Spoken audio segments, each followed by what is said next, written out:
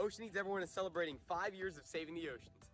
My name's Enzo, and through Ocean Needs Everyone, I help save the ocean by doing beach cleanups, seal and mangrove plantings, making art about recycled plastic, and making films regarding the ocean's health. How can you help save the oceans at home?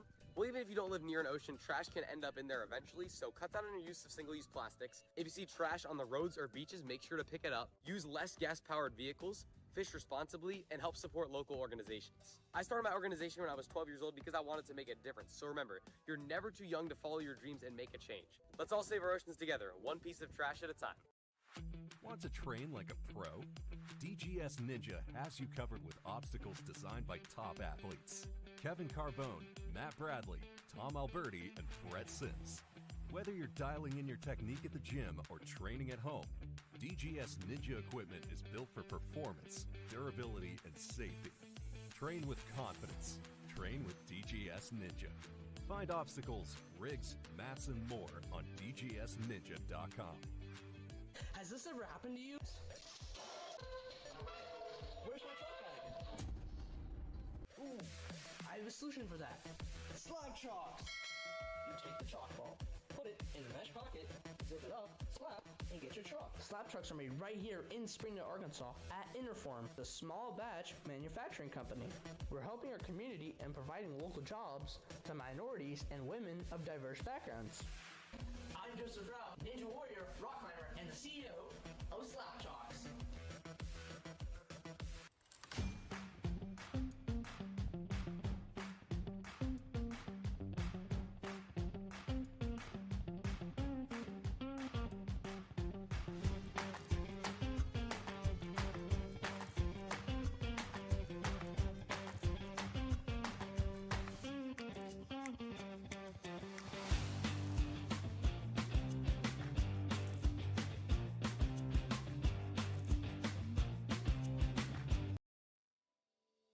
Here at Stage 4 Designs, we are all about innovation and athlete safety. We've been doing this since 2015, designing the most innovative obstacles in the sport, and now with our partnership with the World Ninja League, we are very excited to bring some of our best designs to the highest level athletes in the world.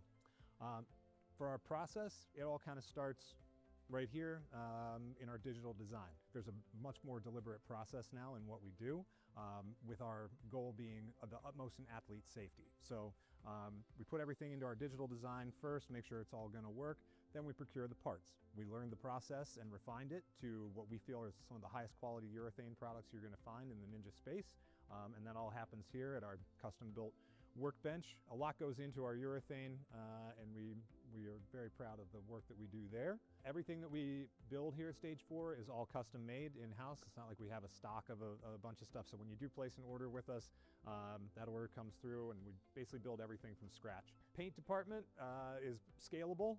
We basically hand paint most things, but some things that require a little bit more spray or bigger, we're capable of that as well. These athletes put these obstacles through some of the most rigorous circumstances that you could think of, and we want to try to plan for every contingency. We never want an obstacle to break on anybody. We always want our stuff to feel solid and not move around a whole lot, so that the athletes can trust their skills to throw the biggest moves that they possibly can on anything that we put out there.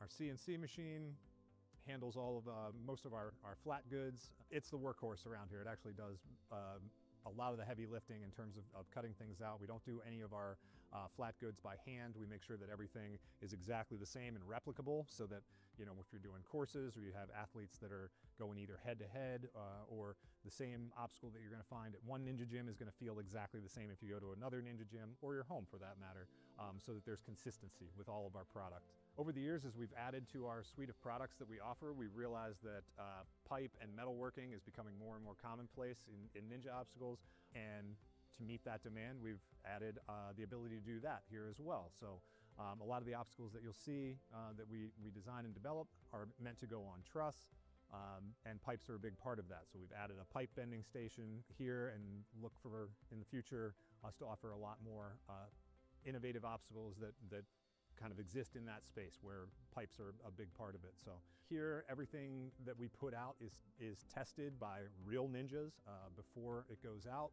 We want to make sure that our obstacles can stand all sorts of unforeseen circumstances. We know that ninja athletes move in ways that are innovative and new, and we want to try to account for as many of those as we can and make sure that those obstacles hold up. So we test everything.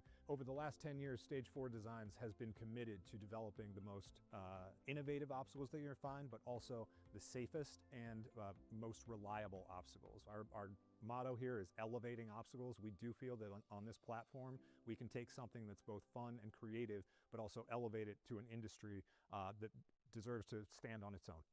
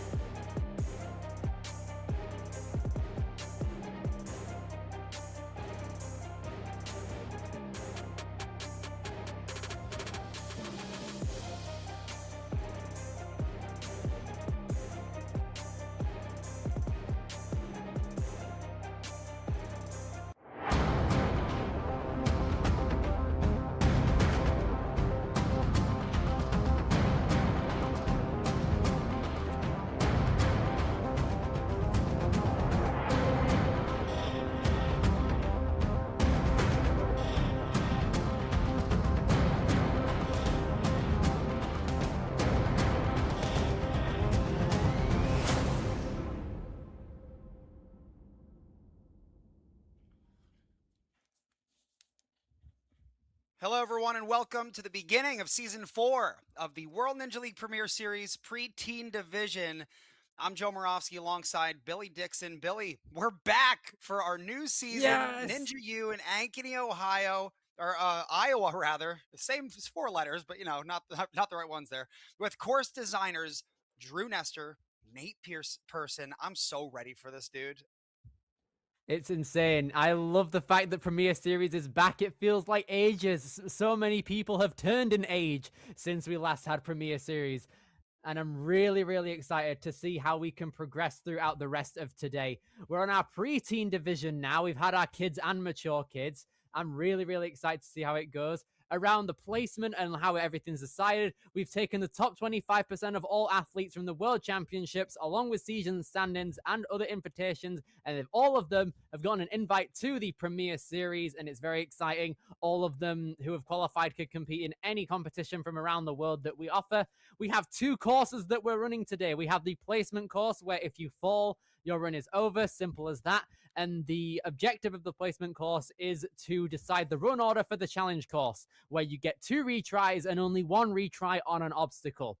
And the challenge course's purpose to follow that is to qualify 4 people for the Premier Series finals that are going to be happening on November 20th, 21st, and 22nd at Ascend Obstacle Training in Marlborough, the new location that was built in Massachusetts. I'm very excited. The top 4 athletes from every division, male and female, are able to qualify for it. It's going to be an exciting time. Yeah, that is not a lot of people that can move on to the Premier Series finals. 4 people. Just crazy. It's insane. So, yeah, we have our preteens that are going to be running the course today. Oh.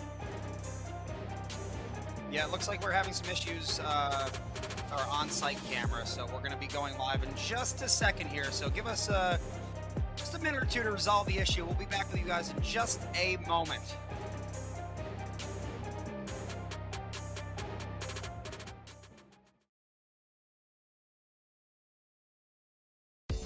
Save our oceans together, one piece of trash at a time. Want to train like a pro? DGS Ninja has you covered with obstacles designed by top athletes. Kevin Carbone, Matt Bradley, Tom Alberti, and Brett Sims. Whether you're dialing in your technique in the gym or training at home, DGS Ninja equipment is built for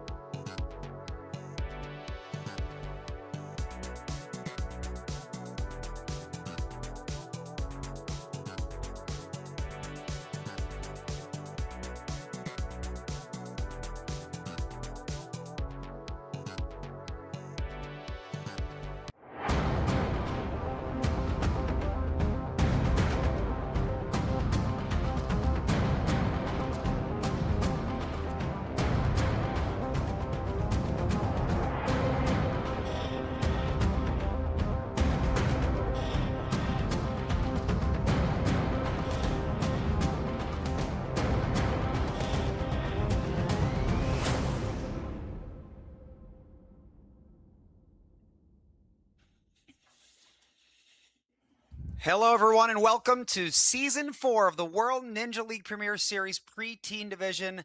I'm Joe Moravsky alongside Billy Dixon. Billy, we are back for our new season beginning with Ninja U in Ankeny, Iowa. I'm so excited. It's an incredible time to be here. A new season. It's been ages since we've had any Premier Series action. It feels like a lifetime ago since we were at Motus for the finals last season. But now it's a new year. It's a new time to get excited for some Premier Series action. And we're starting things out here in Ankeny, Iowa for Ninja U to start things out. It's a very exciting time. As you said, we're doing our preteens right now. There's 13 of them that are going to be competing here today. And to see here, we have a lot of them. We have, to be precise, 5 females, and the rest of them are going to be male athletes. And to get a bit more knowledge into our viewers here, let's take a look at how our athletes got here and what they are going to be up against and what they are competing for. So we have taken the top 25% of all athletes from the World Championships and the season standings, and all of them have been given an invitation to the Premier Series. This also can go for a couple of athletes from around the world who didn't go to Worlds, and they've been given individual invites in their own regard there. Our athletes are going to be running 2 courses today. We've got the placement course, where if you fall or run out of time, you're finished, your run's over. And what that does, it determines your placement for the challenge course and your run order there. On the challenge course, every athlete has 2 retries, and you can only use 1 retry per obstacle. And what our athletes are going to be looking for is the top 4 athlete spots on the challenge course, because those people will get an invitation to the Ascend Obstacle Training Finals for the Premier Series Finals for Season 4 on November 20th, 21st, and 22nd at their new location in Marlborough, Massachusetts. It's going to be absolutely insane. And to start things out for the Premier Series, our first qualifier will be here at Ninja U, and we're going to be seeing all of these athletes battle it out for a spot in the Premier Series Finals. Joe, it's an exciting time. I know, and just a reminder to the viewers at home, the athletes that are here right now are the best of the best in the World Ninja League. So this is not just a typical qualifier where, you could have beginners showing up, although there may be some newer ninjas out here. But for the most part, we're looking at the best athletes in each division, respectively. So this is going to be a really exciting competition. This is going to be harder than you would normally see for some sort of qualifier. It is a different format. Like you said, we have that speed aspect first, and then we get into challenge course format after. And, I personally love challenge course format because it gives the course designer an opportunity to build things that are a little harder, right? Because these athletes get retries if they need them. Not a bunch, but, they get a retry. Having 1 retry is better than no retries. But either way, it's my favorite format. I love being a part of it, whether it's competing on the course myself or being a commentator for it. And, here we are, finally, getting to see the preteen division in action. So it's going to be a lot of fun. Absolutely. You talk about the format of today's competition. It's one of my favorites as well. Our course designers, Nate Person and Drew Nestor, have been hard at work crafting a course made fully out of love here for our ninja competitors across the course of this weekend. Their placement course has been fast. Their challenge course has been challenging, with a lot of techie moves that you might not see in the regular WNL qualifiers. These really are for the best of the best athletes here throughout the entire world, and we're starting out in Iowa. Now, one thing I do want to note is, because Iowa geographically is further away from populated ninja locations like the South and the Northeast, a lot of different athletes from different states have come together to compete today. Obviously, we've had people from Iowa and people that are like regular Team Ninja U people, and the people that we have been seeing throughout the course of today have been everywhere. Honestly, we've had people from Nebraska, we've had people from Texas. I think someone in this wave is from Florida too. So it really goes to show that all of our athletes that have made it to the Premier Series really do care about being at the top of their game in the sport and competing wherever they see fit. And being a great competitor here really pays off, and they found themselves at a Premier Series qualifier in Ninja U, where they hope to get the top 4. Yeah, I'm looking right now at our run order, and it does look like we have people coming from out of state, which is awesome. It looks like possibly Missouri, South Dakota. So, you know, like you said, not a lot of ninja gyms when you get into the Midwest. But you know, it's not the Northeast. The Northeast got a ninja gym every 30 minutes, which is Literally. great for us. But you know, hey, the sport is growing. Gyms are still popping up all over the country. I just opened my own ninja gym actually, finally, 6 minutes from my house in Connecticut. So, but that goes to show you, still 30 minutes from the nearest ninja gym. So, just a huge swath of ninja gyms in the Northeast. But I love seeing the expansion across the country, across the world, different TV stations picking up different series, and American Ninja Warrior still on air. You know, we're still making it happen. So, you know, it's just great. The Yep. sport is growing. And with the Olympics, you know, adapting this pentathlon to this obstacle course racing, it's only going to get Ninja to be a stronger sport in the world. So I think it's really good. And this is just the beginning. So I'm sure we're going to see tons of Ninja gyms pop up, especially after the 2028 Olympics. I'm really excited for that boom to happen, not only because around the world, and I'm being a bit biased because in the UK we've got like 2 gyms, but regardless, we'll see all over the world more gyms pop up, but more importantly, more outstanding competitors. And all of those competitors from around the world will have a shot to compete in competitions like this for the Premier Series. Because in WNL, we obviously have the World Championships and we crown the world champion, and it's brilliant in every division. But to whittle down that scale even further to properly cement the best of the best and then crowning a Premier Series champion on top of that, then I think that's pretty cool that we can like basically have 2 world championships in the span of a year if you are able to count this competition as one. But still, it's a gym competition. It's not set in a coliseum, but that also allows the people who work at these gyms to go all out with the environments and the equipment that they know how to use to their best potential. And that's exactly what our course designers, Drew Nestor and Nate Person, have been doing. Yes. Yeah. And you know what? What I'm hearing, Billy, is not having a lot of ninja gyms in England. We are franchising, so just a thought. Okay, now, I'm not going to be able to sleep tonight knowing that. Come on, what are you doing to me, bro? All right, well, hey, Stop Billy, it. it looks like we're getting ready for a demo run here, okay? So let's get All right, I'll have to excited, hold everyone that at thought. home. Yeah, here we go. Demo run. So this is our boy Drew Nestor taking on the placement course. This is one of the head coaches at Ninja U, one of our course designers as well. A lot of opportunities for links out here, as we've seen. Ooh, okay, that mat has been adjusted. It wasn't vertically, like, proportioned. So now we're going to be seeing people take that on in such a way. We have that board turn, which has been a culprit for our younger divisions, and then the 8-foot warp wall to just sprint up. And that's Drew taking on our course. Joe, what are the thoughts? Well, here are some of my initial thoughts, and obviously speed course is speed course, so it's hard for me to kind of analyze everything that quickly, but I will tell you this. What I just saw was a lot of opportunities for small mistakes after watching some of that. So let's see what happens out here. Hopefully we're not going to have issues, but it's kind of what I'm looking at here. And it looks like we got a little glitchy Wi-Fi going on. I don't know if that's me or if that is the live stream back in Iowa. Just checking here.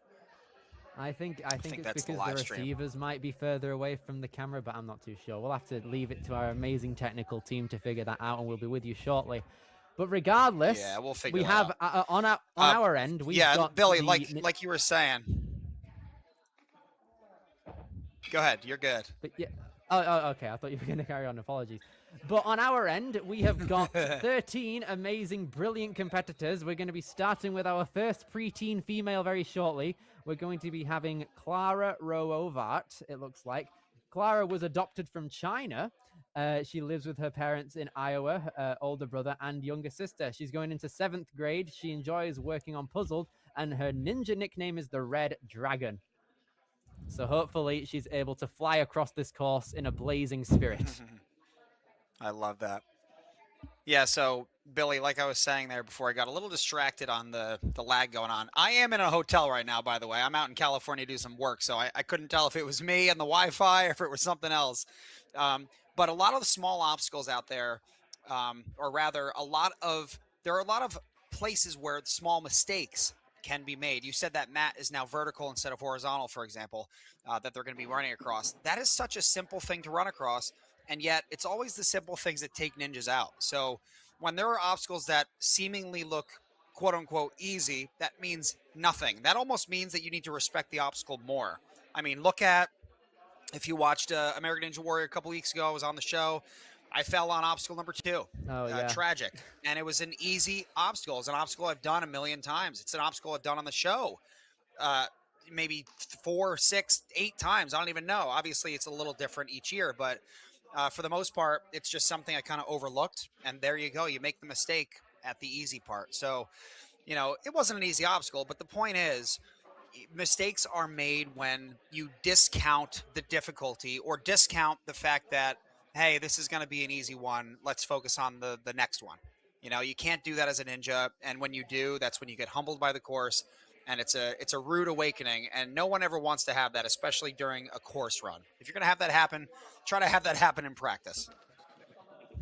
I think if anything, if the athletes end up perhaps misstepping or misgrabbing something on a placement course, which ultimately ends in them failing the obstacle, then that's not the worst place where it can happen. Even though a placement course is kind of important, trying to get yourself further along into the run order for the challenge course, it's still not the end of the world. We've seen people like Jay Lachey back in Ferox finals in 2023 for Premier Series. He ran second on the challenge course and ended up getting second place just behind Josiah Papel in the elite division.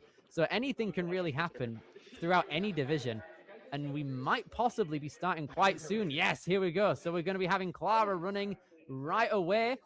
She's going to be running out here. She's competed 8 times throughout the regular season. She's got a lot of experience. Age 11. She's getting ready to go. All right, Clara. What do you guys think? Here she goes. Already used up 5 seconds of her time here. Doesn't want to be slowing down at all.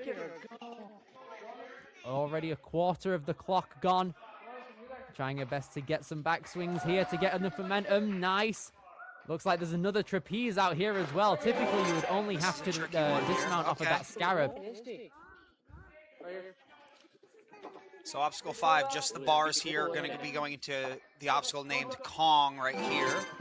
Obstacle 6, jumping over some of the boxes. Not too bad there. Spin board, that's a tricky one there. That looked very painful. That honestly felt like I got secondhand whiplash from that. She was spinning with a lot of force there. So that's something our athletes are going to have to be really careful with in order to not be bucketed off, essentially. They need to have a lot of grip, but they also need to go into the obstacle with a lot of control. Yeah, you got to whip yourself around that board. You don't want to get too close. That's just my initial thought here from seeing it twice. So body stays a little bit away, and when you're ready to pull, you got to pull and direct your body. You can't have too much speed. You don't want to like overpower the jump to the spin board. It's got to be like a happy medium between both. But let's see if Madison can figure this one out here on our placement course. Madison has been doing ninja since 2018, but she started to competitively do it in 2024. And in addition to ninja, she enjoys swimming, art, and playing video games with friends and her younger brother. She's also from Missouri, I think MO is, in terms of states. Yeah, it's Missouri. I'm correct on that one. I'm glad I am. Yes. Because I keep getting that mixed up. Hey, not bad from being from England. Exactly. That's the good thing about Premier Series. I'm growing my American geography knowledge. And here, Madison goes. Oh, that was a really close step there. I thought she misstepped on that Bosu ball. That was close. It was very, very close indeed. But here she goes, moving on to the corner now. Taking a grab on that fidget spinner, but her swing is a bit off axis. She has to quickly maneuver her body to try and get a straighter swing here. And she's got it. Didn't get a lot of height on the swing, but she got it regardless. Ooh. Nice cross grip on that trapeze there. I'm a fan of it. Yeah, I think that cross grip is intentional from the athletes. It looks like that might be a PVC on top of the trapeze bar. So yeah, I think they're kind of forced to grab it and switch grip there. Madison looking good so far, going over Kong. This is where we had issues coming up on the spin board. Let's see if we can Here she figure goes. this out. Oh, unfortunate there. Time was really not by her side there. She came into the spin board with about 10 seconds left, so she would really have to motor if she wasn't able to get through, but sadly, no, she wasn't. So Madison, I think, is going to be on the lower end of the leaderboard for now, which is unfortunate, but regardless, we still have 3 more preteen females left to go, starting with Victoria Wren coming out of South Dakota.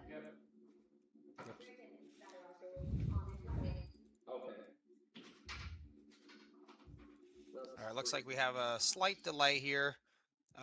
Little camera delay. Might be changing the battery or something like that. So just give us a minute here until we figure that out. But so far, Billy, it looks like the issue is going to be the spin board there. Tricky obstacle. I think what makes it hard is not only the difficulty of the obstacle, but also the fact that you're coming off of a balance bar. So your eyes are kind of focused down, and that's it's one of my favorite types of obstacles, honestly, where you're kind of multitasking, right? Because the athletes right now are Pretty looking much. down, but trying to line up where they're going, where they're grabbing, and you can't look up too soon. Because if you look up too soon, you might misstep. If you look up too late, you might have incorrect body position on the next part of the obstacle. So, it's you just got to be careful. You got to navigate the waters a little carefully there, so you don't sink. So that's going to be the challenge, it looks like, so far. And then we also had our last athlete, looked like we had a little bit of trouble on the tight corner, right? The Lachey lane there, where we have that 90-degree turn to the right. So that's going to be another time saver if you can get that turn properly. So we'll see how they do on that. I mean, to be fair, the 2 obstacles that you mentioned have been the 2 crux points within the placement course. In the mature kids division, it seemed like everyone was either clearing, which we only had 3 people do, I believe, and everyone else basically either failed on the spin board or the corner maneuver thing. So it was kind of it's the 2 appropriate crux points, to be fair, because there's a lot of laches in the early part of it, but at different angles, and especially with that PVC pipe looking thing where we saw the cross grip intended. So that's also there to worry about now too. And then the spin board, as you said, is very much down to your hand-eye coordination. It's more like a parkour move, if anything, because in order to do it correctly, you kind of need to tuck in your knees in order to carry your momentum quick enough. But at the same time, you just need to be really careful with it. Yeah. Well, it looks like try to figure out this camera issue here. Hopefully we get this sorted out pretty quickly for everyone viewing at home. In the meantime, just to remind everybody that the format today, we do have, the typical placement format. So, these athletes are going to be running the course as fast as they can, ideally, right? Because placement course translates directly to your run order in challenge, which is the second and final part of the Premier Series qualifier. We've had 2 athletes run so far. We have a few more of these preteen females running shortly, and then we're going to get into Everett and Lorenzo and the rest of the preteen males on placement, and then we're going to head back to the challenge course with the females after a short break, and then we go into the males for the finale of the episode, if you will. And so it's going to be a lot of fun watching these kids try to navigate how to beat these obstacles. I think that's what makes Ninja so exciting, is the fact that it's almost like a rock climbing route where you get on the rock wall and you're like, wow, that's a new way of climbing. How do I do that?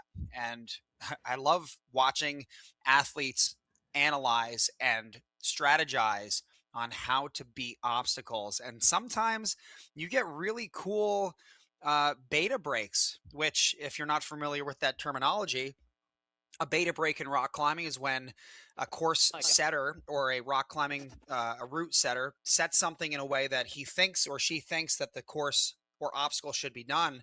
But then you get a really innovative person come out and they're like, wait a second, I think I can do it a different way. And all of a sudden you get this, what we call a beta break, where maybe the course designer didn't intend for it to be done that way, but somebody outsmarted them. And I always like to joke with my kids back home in Connecticut. I'm like, listen, if you have a course designer that is a little new, sometimes you will get beta breaks. You'll get people skipping an obstacle almost completely and going for that landing platform. And it's kind of a good thing, right? It's a good thing because it gives those kids confidence. They're like, wow, look at that. I thought outside the box. And here I am, I cleared an obstacle in a way that wasn't the intention, you know? And it also humbles the course designer, and because they're like, oh, shoot, I should have thought of that one, you know? So most of the time, these course designers will think of it, and they'll say, you know what, if they make that move, good for them, you know? But I know for me, just my opinion, I don't like people trying to beta break my obstacles. I like to force it as best I can, but that's just me. That's just me. Yeah, I get you. I mean, at the same time, today we've had a couple of beta breaks across the course of today, but not too many like extravagant ones where like a bunch of obstacles have been skipped. I think both Nate and Drew, our course designers, know that they want that same type of deal as well, like you said. But at the same time, I think these kids are now getting to the point where they're in the top 25% of all the athletes, and they know if they can skip things. They know their capabilities at the end of the day. So I think overall, it's more like you said as well, when it comes to doing new courses, it's about the adaptability of it all, and like just knowing when to do a specific move and seeing people do different techniques rather to what you would do. So adapting, maybe you were thinking of doing a certain bit of tech on an obstacle and you see someone else do it better or faster or something like that, and then that changes your mind. It's about the adaptability of just changing on the fly, essentially. And I think that's a very important aspect that some kids should definitely not take for granted. Yeah, and you know, I am a big fan of beta breaks. I really am. I'm not so much nowadays. I don't know why. It's just something's changed within me where I just like trying to beat the obstacle the way it was intended, unless it's something crazy. But a good example of that is World Ninja League Finals last year, Stage 2. It was the final obstacle of Stage 2, and everyone was grabbing onto this rope to pull part of the obstacle down. I know what you mean. Yeah, the rope was in play, and people were using the rope that was supposed to be used just to move part of the obstacle. They were using it to actually dismount the obstacle, and there was nothing in the rules that said you couldn't. Sure, it makes it a little less exciting and less, I guess I would say legit, although the people that did it, right? And it wasn't easy by any means, but I've taken advantage of that too. The year I won World Ninja League Finals, Season 5, I think it was the first year or second year we had the touch point system get implemented. And we were still kind of learning about what that means to get a touch point. And what I ended up doing was on Stage 3, you were supposed to go from a cliffhanger to this really, really awkward obstacle that went in a circle. It was like a cliffhanger on this circular system. So it was like a spinning disc, but with a cliffhanger, like a little mini cliffhanger. And you had to like spin it around so you were on the backside, and then you had to lâcher off. But the problem is you're on a spinning disc that's also hanging from a cliffhanger. So if you tried to swing, your swing would essentially rotate the spinning disc and reset you back to where you started. So it was really hard. And so I figured out that, hey, if the touch point is that spinny disc cliffhanger thing, as long as I don't disengage the cliffhanger that I'm on currently, I can still use it. So what I ended up doing was I reached out, I touched the next part of the obstacle, got the point, but then came back to the cliffhanger. And I remember the audience, they were right in front of me. They were like, they were gasping like, oh no, he messed up. And I'm sitting there smiling because I already knew that I was going to skip that part of the obstacle and just go for a huge lâcher to the finish platform. And that move not only cheesed the course, but it ended up helping me go on to win Season 5 of the World Ninja League by about a second. So it was just crazy. It's crazy how that can change everything. It's mad, and that type of thing can happen for any division, like the ones we've got coming tomorrow. So we've got the teens, the amateurs, and the elites that are going to be running tomorrow. I'll be covering all of them. I'm going to be doing the teens with Kane Malden, the amateurs with Megan Budway, and then the elites with Enzo Di Ferrari Wilson. And we've got Victoria Wren on the course right now, coming through 4'9" with a wingspan of 5 foot, coming out of South Dakota, and she's doing brilliantly so far. Here she moves, 40 seconds coming into this vertical bridge, and now she's moving on. Gonna take these backswings, nice underbar dismount there over that Kong vault, and now she's coming into the spinning. Oh no, it's just the foot. It was behind that tape, and that's the marker. Unfortunate there. So, Billy, I'm guessing that that is a hands-only obstacle, although I don't know if they'd be able to get their feet up there, even if it was in play for their feet. So I'm just going to assume that feet are out only because, like I said, it's high up. So assuming that feet are out, you know, they still got to whip their body around, but they got to do it and pull. They got to pull a little earlier so they can get the distance they need. But this is a tough course. Yeah, pretty much. No clears so far, but we now have Chloe Nixon, who's hoping to be one of those clears, coming out of Nebraska. Here she goes. Good speed in the beginning here. See how she does with the tight corner. See if we can get those hips. That's a pretty good set. She's going to need a backswing, a little crooked. She might need a little more power. Oh! Okay! Unfortunate there, Chloe takes a tumble. I respect the idea, though. I could see the vision, because it is a bit of a gamble to just lâcher with two hands, or even one at that point, and trying to gibbon it with one hand. But she had it as well. She grabbed the handle of the scarab, but just peeled out, which is unfortunate. She was there. All right, Leela up next from Raleigh, North Carolina. Not too far from where the World Ninja League Finals were just hosted about a month ago. So a little bit of a ride over to Iowa. Yeah, we're getting a lot of people from different states here. I wouldn't be surprised if every runner in this division is from a different gym, but maybe excluding some people from Iowa itself. But at the same time, Leela out here trains at Warrior Tech in North Carolina. That's a very underrated gym, I think. I've seen it before. With head coach Justin Fitzgerald and coaches Matt Kalans, Bryce Bucklord, Lorelli Camilleri, and Shane Coley, and the rest of the crew there. She's been competing there since fall of 2022 and won third place in the under 11 beginner division in 2024, and she made stage 2 at the WNL Championships last year. She competed in the Premier Series last year as well, and she has been doing great in the Youth Central and Southeast sectional qualifiers for the WNL in 2026. So she's really been busy out here making sure her ninja skill is great and seen all over the country. Yeah, and she's got a good start so far. She was quick on the first 2 obstacles. 3 slowed her down a little bit. Picking up her pace here as we get through just the bars obstacle, obstacle 5. See how clean, maybe a little underbar dismount. Great. About half of her time limit is gone too, so 20 seconds for these last 2 obstacles. Can she be the first to get through the board? No, she won. Oh, the foot man. tap. Oh, mate, this is a tough one. Oh, man, I love it. I love it. It's so tricky, and sometimes you get this, like, trickle-down effect where some of the athletes are failing only because of the fact that other ninjas are failing, and they start to overthink it. I'm not saying that's what's happening. But either way, that is going to do it, I think, for our preteen females. And we're going to be going into our preteen males right now with Everett. Here we go. Oh, a misstep! I thought I saw that! Oh, my goodness me. No! Shoot. And that's exactly what I was talking about, Billy, except for the other obstacle, spin board, right? You get those eyes up just a little too early.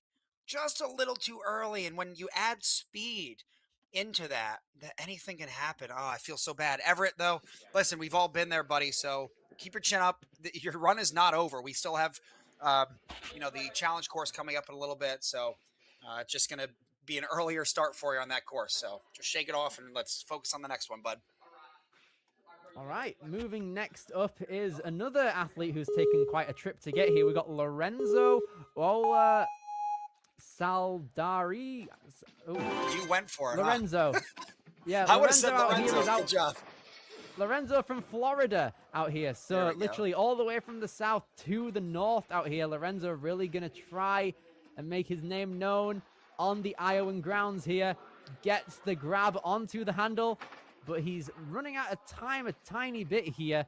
Taking a bit of a cautious approach on this placement course. If he wants that buzz, he's going to have to move it a little bit.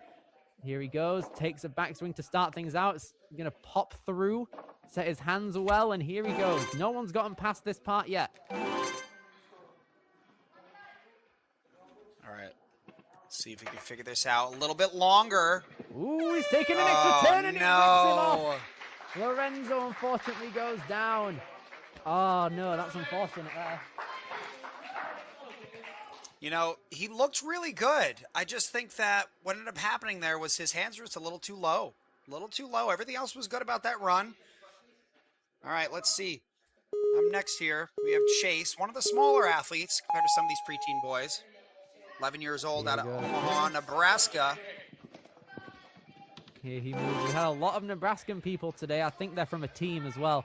So here they go. 50 seconds. Moving into the corner. Chase. Big needs to backswing, set good his correction. swing straight. Had to reach out for that handle a bit, but he's made it regardless. And now how is he going to fare on this PVC? He's got it. Lock that in.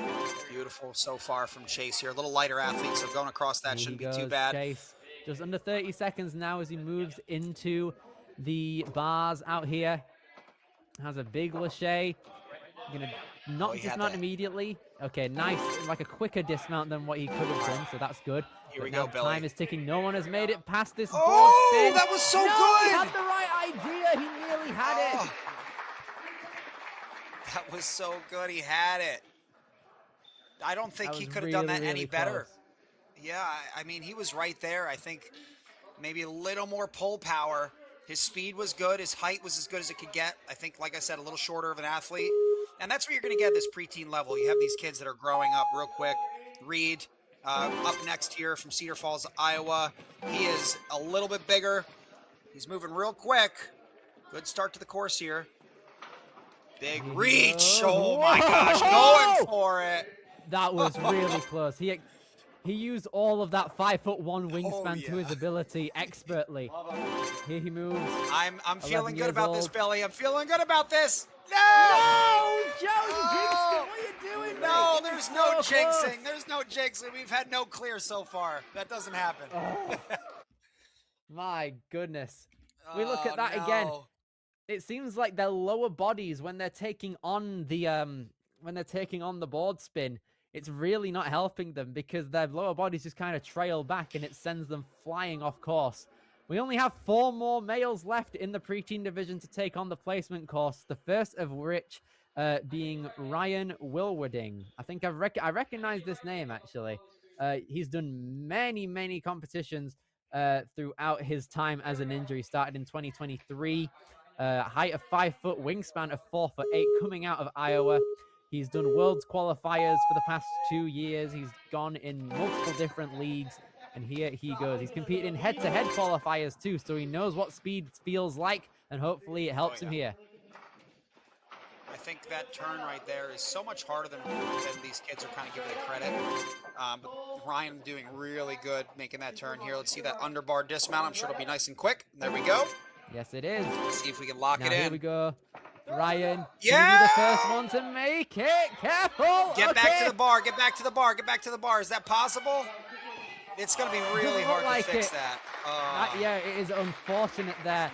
I could see the idea, but it seems like once you've got the board spinning, your torso is in a weird position, so you can't really stop yourself from spinning or get back to the Yeah. pipe, especially at You the know- height that these preteens might be at. Billy, I'm thinking now that I've seen this obstacle more and more that I don't know if the tech is to get a good amount of speed. You almost need height, just as much height as you can. Let's see if Austin Murphy from Nebraska can figure this one out. No one has been able to done it in the preteen females or preteen males yet. Austin looking to be the first to get through spin board, obstacle number 7, and get to the warped wall and hit that buzzer at the end. Let's see if he can do it here. First has to take on tight corner. Get that swing straight. Austin's- Get enough power, He's too. he's taking more of a cautious approach, but he sets his links up very well. I'm liking this momentum that he's got. His time is ticking, though, so we're going to really have to motor coming into these bars. Yeah, taking extra swings here. Not what you want to see in placement, but he also knows there's not a lot of pressure. He just needs to get through this obstacle right here, and he's in first place. Can he He do it? Nice does. and high. It's too low on the board. Oh, he looks like his hand that was slipped so on there. good. It was He did going that right up to perfect, that Billy. point. Just need Yeah, to be a little really, higher. really close. Oh, man. It seems like these preteens really aren't getting enough speed or height going into this. You need to have, like, that sweet spot in order to get past it. but it's not uncommon to see people go out like this. Our mature kids division was having a nightmare on that board, and it seems like a lot of our preteens are as well. We only have 2 more athletes left to go here. Nathan Webb being the first. He likes drumming. Well, let's go. I'm playing Mario Kart. Oh my god, that's literally me when I was younger. So here he goes. Nathan Webb coming out of Minnesota, I think MN is. Ooh, good. Good little speed there. Here he goes, Nathan. Very nice link setup. 40 seconds left. Nathan, he's said that he doesn't have the furthest laches, but he's pretty comfortable on them, and he's looking really good up on the course here, trying to get to the crux. Let's see if he can do it. Oh, yes! That's a clear! There we go! That's our first clear of the preteen division, and he's a happy man. Our Mario Kart playing Nathan Webb has gotten to the top. Look at that, Nathan. He's using his straight A brains to figure out how to get around that spin board there. Smart student in school and a smart ninja out here on the course. Great job. What a fella. Right, the floodgates have been opened now for our final competitor, RJ Brown.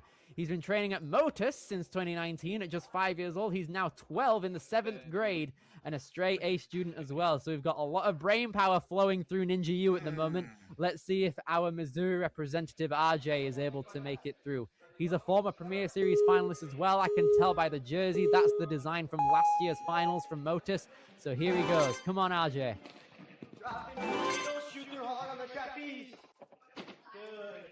He's a very fast man out of the gate here. 50 seconds. Oh, perfect body control. A nice pullback there too. One of the faster paces we've seen so far. You hear coaching in the background going on. Let's see if we can get RJ a buzzer. Come on! No! Dude! Oh, he did the hard part. It looks like the momentum just carried him too much to the left, and that's going to put RJ in 3rd. That means we have one clear being Nathan Webb. Nathan Webb. Look at that. All right, that is the mature kids leaderboard. We're going to switch that over to the preteens in a second here, but Nathan with the only clear. And you know what's interesting about Nathan's clear was he didn't do it the way I was suggesting, right? He didn't go high.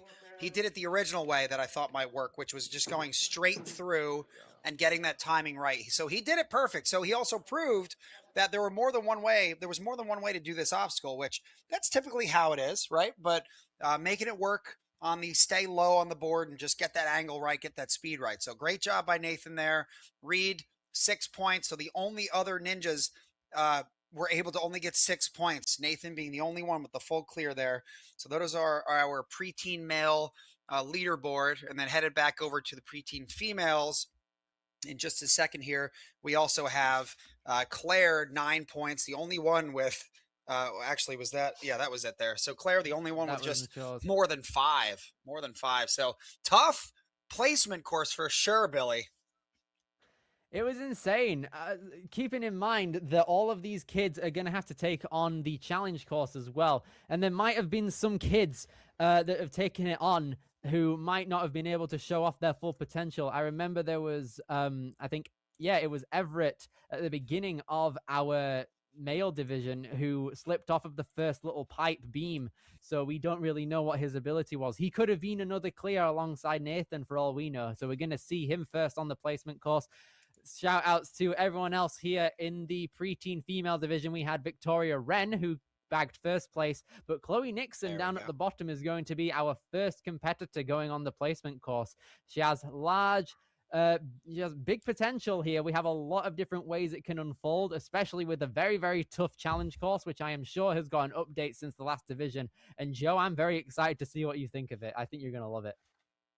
Yeah, I heard some great things, and looking at the strength of these preteens, I'm really excited to see how they kind of navigate these obstacles. I know the last few obstacles, there was a lot of thought put into these, so I'm excited. You've been kind of talking it up off stream here, and I'm excited to watch. And these girls, Victoria running last, obviously has the biggest advantage to winning this whole thing, right? Running last, you know exactly what you need to do and how quickly you need to do it. So Chloe, Madison, Leela and Clara, they're going to have to put some work in, right? Only top 4 move on to the Premier Series finals, which means, unfortunately, one of these girls is not going to move on, which, hey, you know what? If it happens, it happens. That's just the part of the sport. But there are other qualifiers and there are other competitions, and this is not the end. So give it your all, ladies and gentlemen, and we'll be seeing you on the challenge course in just a little bit.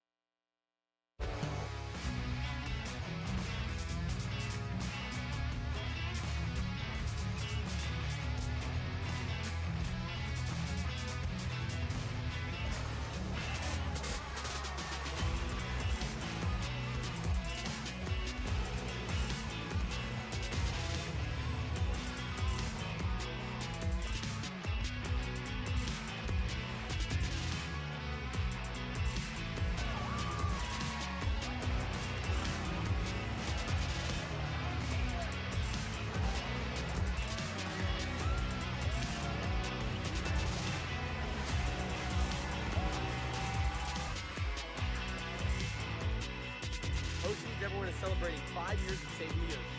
My name's Enzo, and through Oceans Everyone, I help save the ocean by doing beach cleanups, seal and mangrove plantings, making art about recycled plastic, and making films regarding the ocean's health. How can you help save the oceans at home? Well, even if you don't live near an ocean, trash can end up in there eventually, so cut down your use of single-use plastics. If you see trash on the roads or beaches, make sure to pick it up. Use less gas-powered vehicles, fish responsibly, and help support local organizations. I started my organization when I was 12 years old because I wanted to make a difference. So remember, you're never too young to follow your dreams and make a change. Let's all save our oceans together, one piece of trash at a time. Want to train like a pro? DGS Ninja has you covered with obstacles designed by top athletes. Kevin Carbone, Matt Bradley, Tom Alberti, and Fred Sims. Whether you're dialing in your technique to the gym or training at home, DGS Ninja equipment is built for performance, durability, and safety. Train with confidence.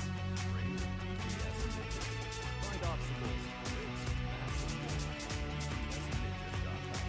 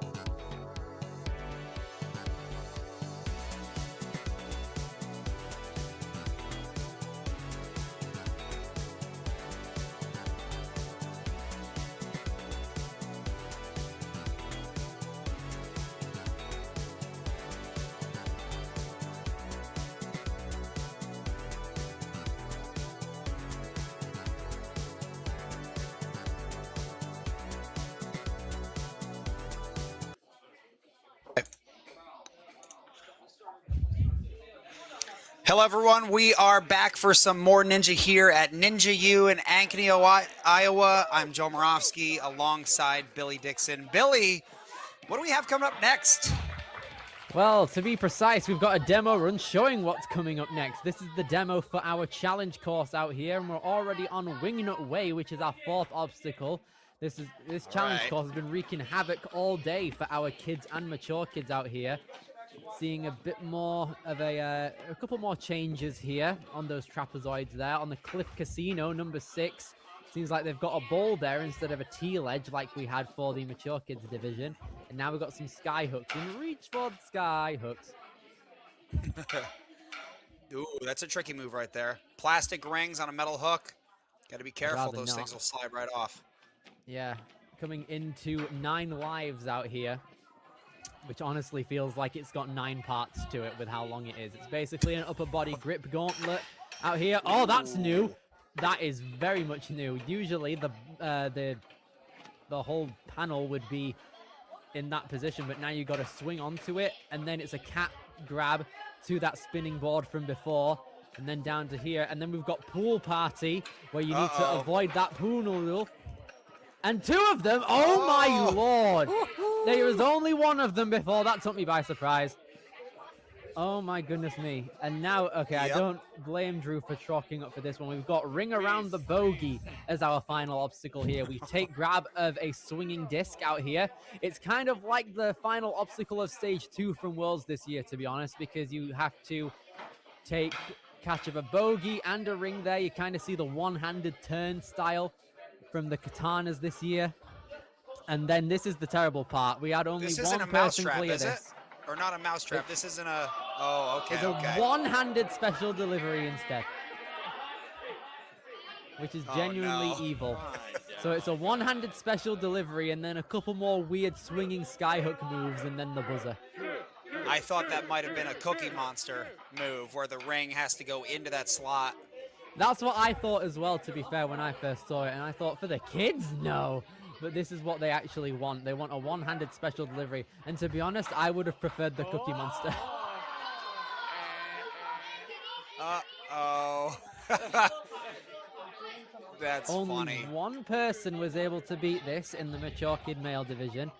And to be honest, when it comes to the bogey part, when you're a little kid, your hands are smaller, so you can fit both of your hands on the bogey. So I don't know if we've gotten to the point, like, biologically, when it comes to preteens, where both of their hands can hold on. We're just gonna have to wait and see.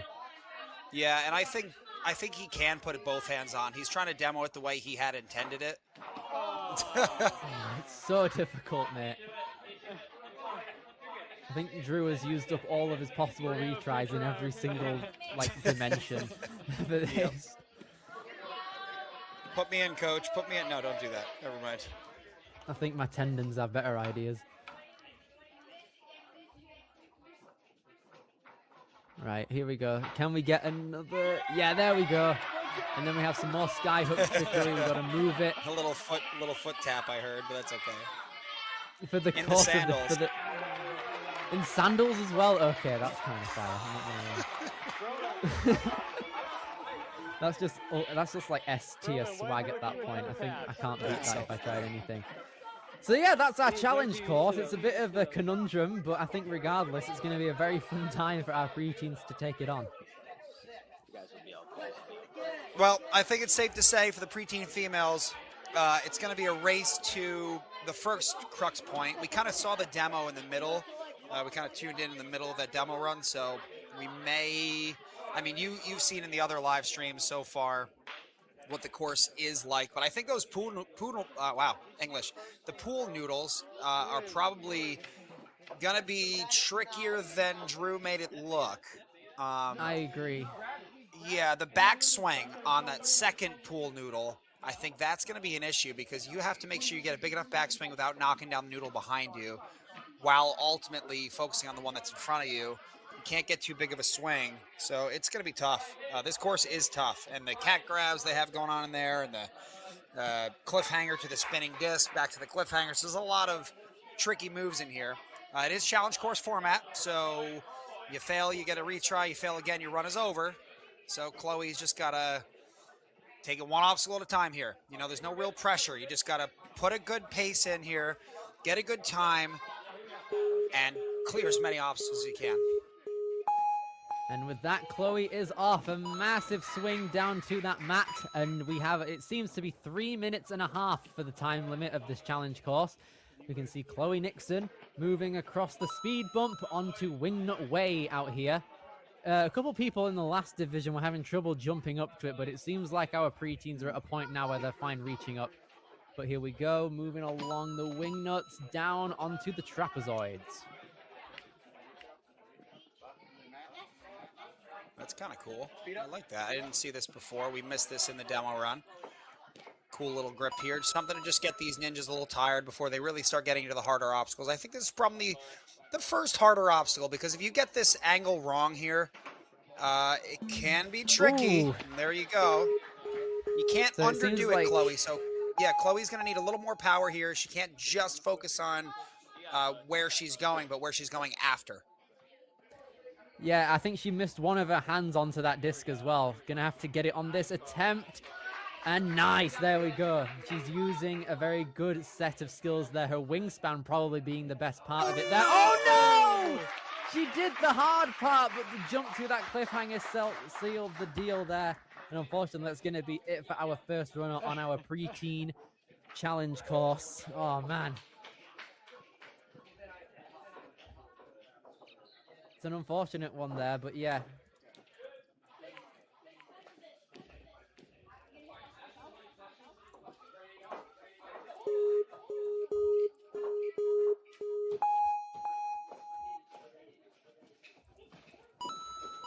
All right, Madison is up next here.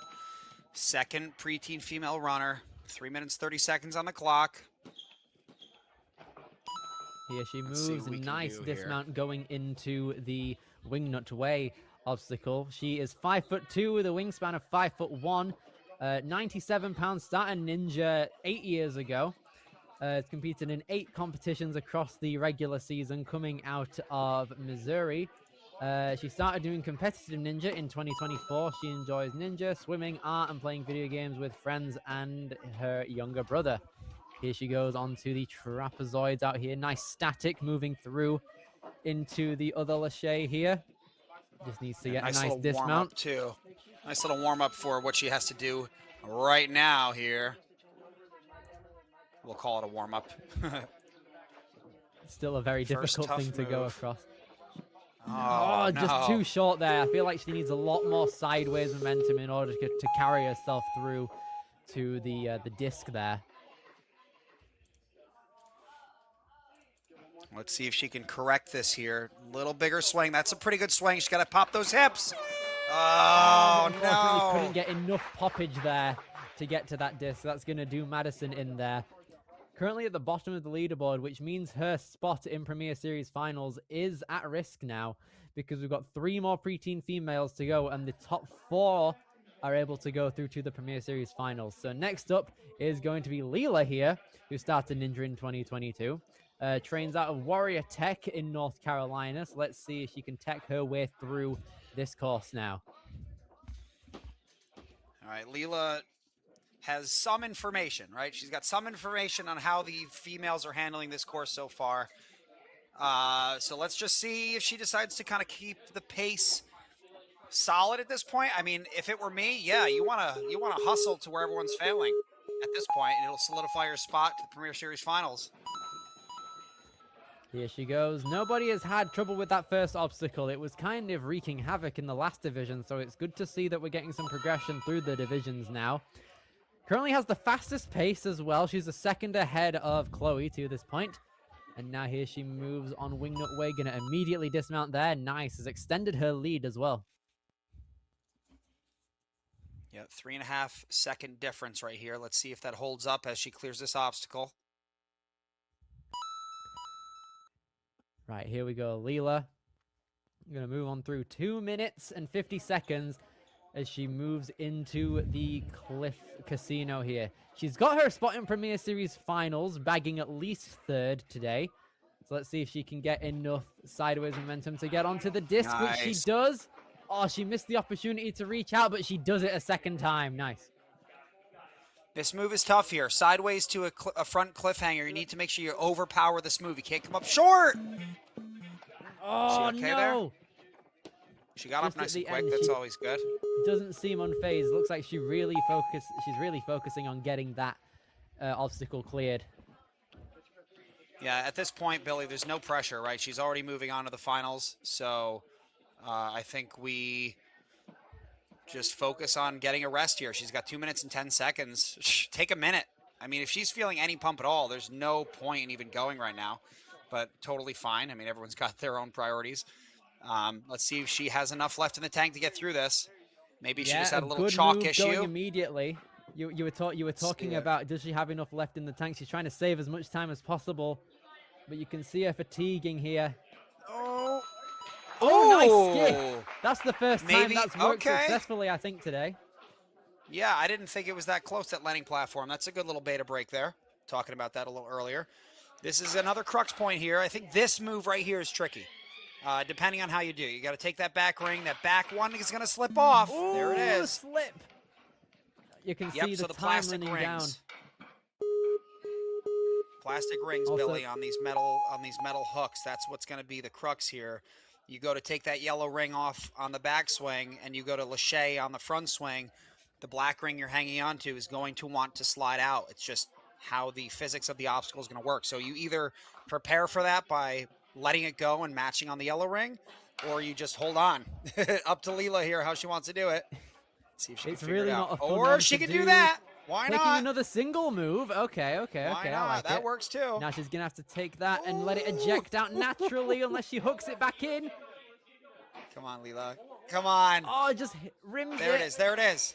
She gets it. Now she can Right redirect in the head. herself with the ring hitting her battered and bruised. 45 seconds left for the course. Coming into the cat grabs here. Wow, she's got to be feeling it now. Those extra retries, they are not fun. This is going to be a really tough grab. This is a reverse grab on the cliffhanger. Okay, staticking it works. Billy, are they allowed to grab the sides of this? I think they are, correct? I would believe so. I mean, they need to grab the They have sides to anyway ascend, to yeah. get it. Oh, but unfortunately there the it grip is. was lost, possibly on her backhand there. Very good effort there from Leela, fighting until the very end. That was definitely a hard run to get through physically. But man, that was a lot of perseverance from her, though.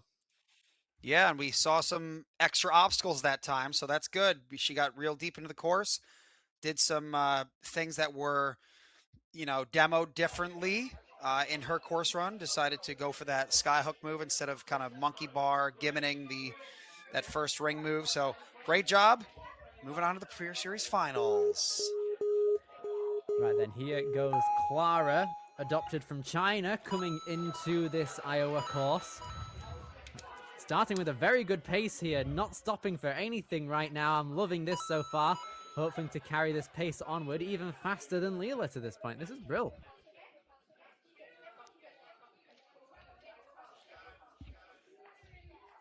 Now, the longer Clara hangs on these obstacles, the more she's going to just slowly pump out her grip. So the priority right now for Clara and all the ninjas on the course here is when you're on the obstacle, get on, get off, especially some of these harder obstacles. Clara not looking to get more chalk. Casino. Yeah, no chalk is a bit risky here, to be fair, but it doesn't seem like it's going to be hindering her. She's just got the raw grip to get through it. She's strong, really strong, this kid. Not even any slipping on that cliff. Look at the lead as well, 50 seconds.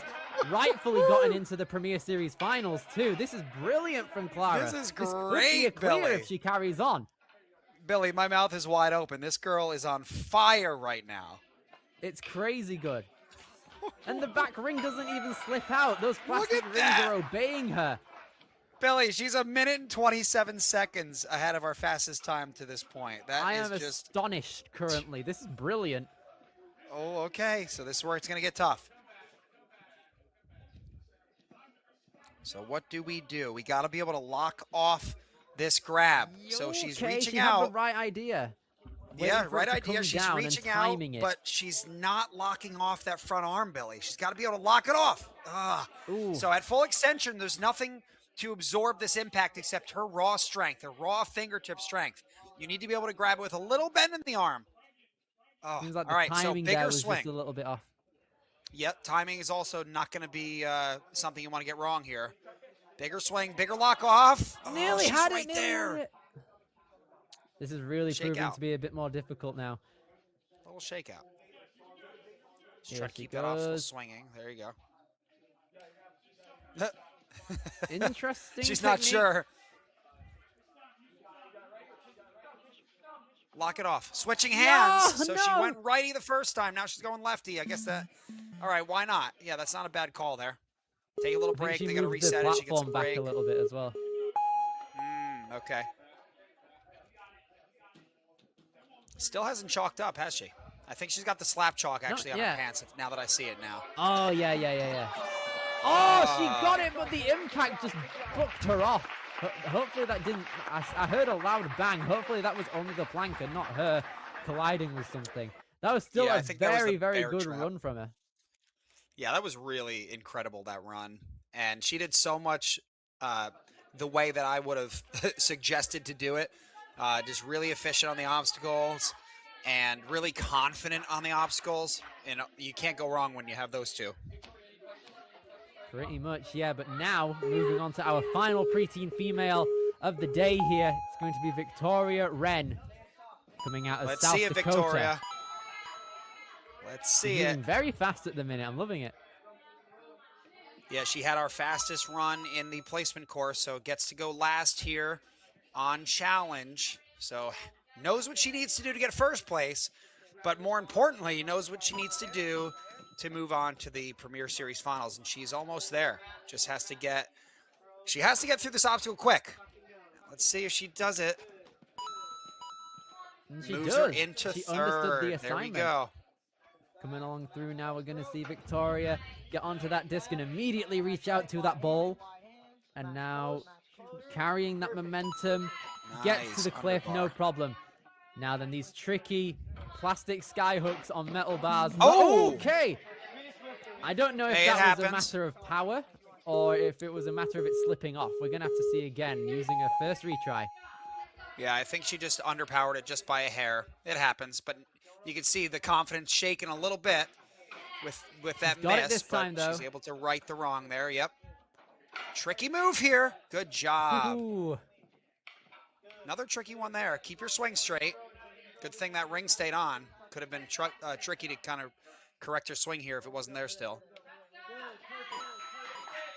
Nice. She's on a Nice solid job. pace as well. Yeah, really good pace. Second place.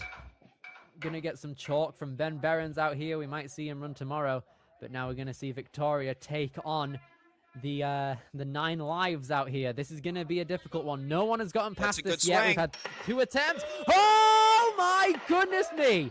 Oh, That is fancy. insane. That's one of the first This times is- I fully popped off. Oh wow. Victoria looking good. Looking really good out here.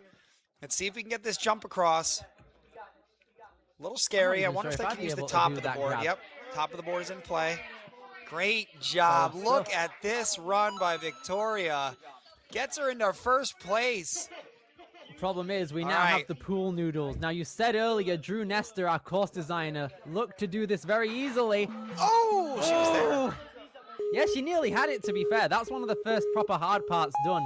But once you get a hold of that bar, then the second noodle is way higher, and you're going to have to tuck in your entire body to a much larger degree. Oh, no. Oh, no, she knocked it off. That's unfortunate. Regardless, though, that's going to be Victoria in first place, our winner at the Ninja U Qualifier out here in Iowa. Insane stuff. I really want to see a replay of that little save on the board here. Have a look at this again. Oh, the slip as well. She was right at the bottom. Wow, that was so much fun to watch. We saw the Ninjas kind of get further and further on the course as we went through. And looks like we're going to go right into the preteen males here with Everett running first. Good news for the preteen males is they got to see Drew do the demo, and then they got to see the preteen females give their best shot on the course here. So now they're just kind of backpack off what they saw, modify their game plan a little bit for themselves.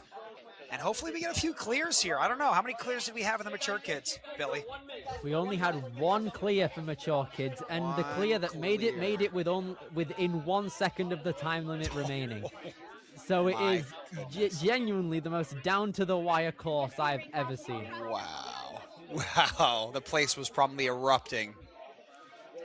It was insane. I was erupting in my seat, myself and my co-commentator, Kane, because at the end with all like the swinging skyhook holds, they kept getting like caught up in it, and so it was really unclear with the ring keeping on ejecting. It was really, really hard to properly like keep composure. But my God, it was an incredible moment. Hopefully we get some more here from the preteen males.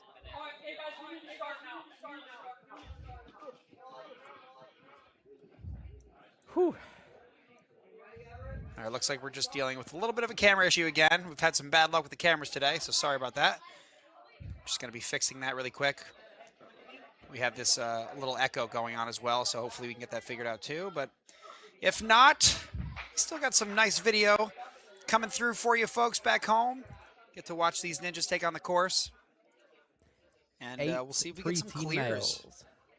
Here we go. So our first one is going to be Everett Strayhorn. Now, Everett on the placement course, unfortunately, took one step and it was over. It was on a balance beam, and his run ended immediately. So we are not fully sure what Everett is capable of to start with. So now this is his chance to prove himself. Yeah, well, the longer you do Ninja, the more chance you have of falling on the first obstacle at some point. Just it's a fact of Ninja. The longer you do it, it'll happen eventually. So get that out of the system and move on to the next course. Here he moves. He's moving at a very solid pace so far. Yeah, setting good start the so standard far. for what the preteens are going to have to do later on. 3 minutes remaining. He's going to have to... Okay, nice. I like it. He's tried to get a kick off of the starting block of that obstacle, and it's worked for him now. We've seen a couple of the preteen females have trouble with the Cliff Casino out here. Let's see how he fares. This is going to be a little harder, Billy, I think. Let's see. I don't think... Okay, I think when Drew demoed this, I don't know if that bowl was there. But it looks like it's still there for the males. It was? Okay, okay. I must have missed that. We kind of came in during the middle of the demo run, so I might have missed that. So not much has changed then between male and females here. All right, solid stuff right now. Tries to Just flick says, off "I that don't need ring. that." Just get that out of here, please. Now then, can he get that sky hook and keep afloat at the okay, same why time? not? Ooh, risky. He's kept his direction quite straight, which is nice. Could Yeah, have you gone can tell haywire, Everett but Everett does- keeps it composed. Everett does not like getting hit on the head with rings. You could tell. You see how he just forcefully was like, I don't need you. Yeet! Just throwing it out of the way.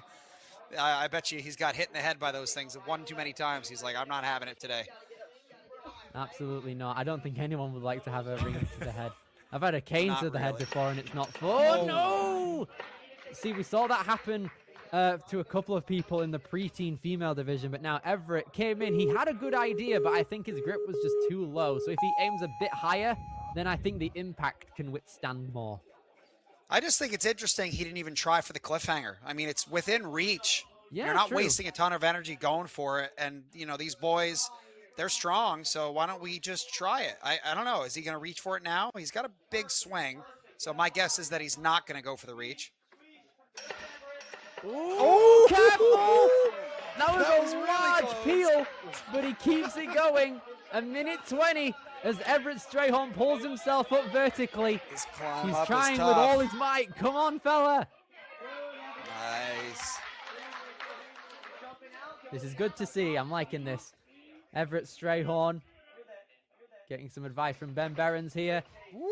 Now, his foot slipped there, but the top of the plank was in play and he was able to depend on it. 55 seconds coming into the double pool noodle. Everett taking a nice big breath after finishing that obstacle. That was a sigh of relief there. All right, watch those legs. It's got to be a big backswing. All right, gentle, big backswing. Oh, man. Ew, so close. He nearly had it there. Everett Strayhorn has used both of his retries now. This is his last chance to get through this obstacle.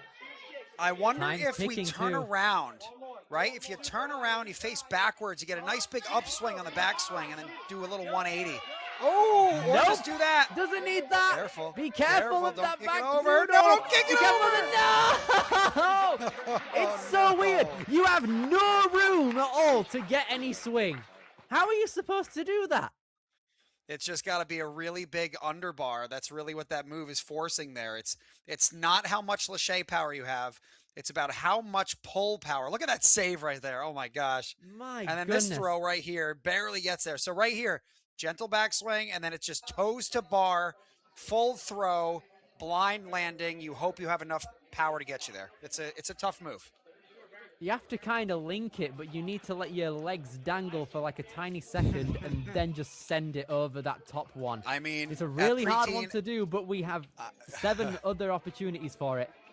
I don't know, Billy. At the preteen level, I'm not saying they can't do it. I'm just saying at the preteen level, linking that type of move is going to be really tough. I think if we had some elites out here, absolutely.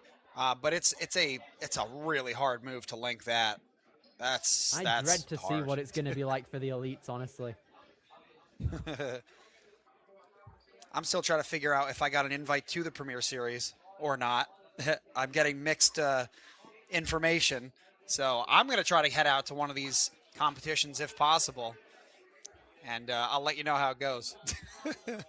It'll be fun. I hope I commentate your run if you go, honestly, because I remember I commentated boy. Enzo's run, and he was commentating with me the day before. So hopefully it can Yes. happen to this guy Joe Morovsky too. Anything's possible. I think Enzo actually live streamed for or commentated for me, which is kind of funny. Yes, he did. I remember that. That was at Yeah. Empire, I believe. Yes, it was. And that dumb vertical limit that I didn't get the first time, but somehow got the second time. I don't know how that You happens. pulled through on that one, honestly. That shouldn't happen. Nobody's supposed to be better on their second try on a vertical limit. You're supposed to give it your all on your first try. So I don't understand. I just willed it on that one. I don't know. Unless you're the epic weatherman. Here we go. Okay, yeah, Yeah. maybe a little tornado came through and lifted me through the air. I don't know. Yeah, there you go. We got a help from Mother Nature there. That's the only person Gust who of can do that. wind. Yep. Literally. But yeah, we've got 7 people left to go in the preteen male division. We've seen what the precedent could be. Shout out to Everett, though. After getting basically nowhere on the placement course, he came through with a banger run on his challenge course. Let's see if the rest of these guys can make their way through this challenge course, and hopefully we can get through. Yeah, it looks like we're about to get started here with our next runner, Chase. Chase, Okay, we'll do. I believe Chase is up. Is that who we have? Yeah, it is. Yeah, Chase is up here, and he wants everyone to know he's fighting for his grandma and all people who survived and are battling breast cancer. So he's the breast cancer ninja, and he likes raising awareness for that. And I totally get it. I've had family that have had breast cancer. My grandmother, she had breast cancer. So, I get it. So I really love what this kid is doing and what he stands for. And he's such a bright, smiley kid. I mean, there's not a lot of ninjas that could step up to a starting line and be laughing and having a good time. A lot of people that come up to the starting line just kind of forget how to have fun. And I love how I see Chase all smiles right before his run. That's how it should be. Relaxed, ready to go, doing what you would do in practice. Here we go, Chase. Good luck, buddy. 100%. I absolutely agree with everything you said there. People like Chase inspire me, honestly, when I try and go on a course to try and have fun, no matter what your circumstances in your life might be. And here he goes. Wow, that was an incredible boot scoot there.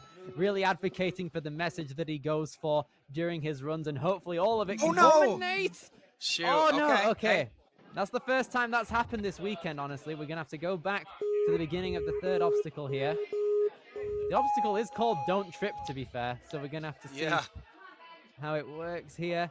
Chase being extra cautious. Jump to the rope. Oh, my gosh. There we go. Oh, man. Yeah, like I said earlier in placement, Billy, it comes down to the easy ones sometimes. Just got to stay focused. Here he goes now. He's used up one of his 2 retries here, so he might have lost an opportunity to retry an obstacle if he needed to later on in the course. But I think Chase does have the strength and the willpower as well to get through in a confident manner, and he's doing so currently, even though he had to take a retry on an earlier and, quite frankly, an easier obstacle compared to the other ones here. He's still moving through at an incredible pace, not seeming phased at all.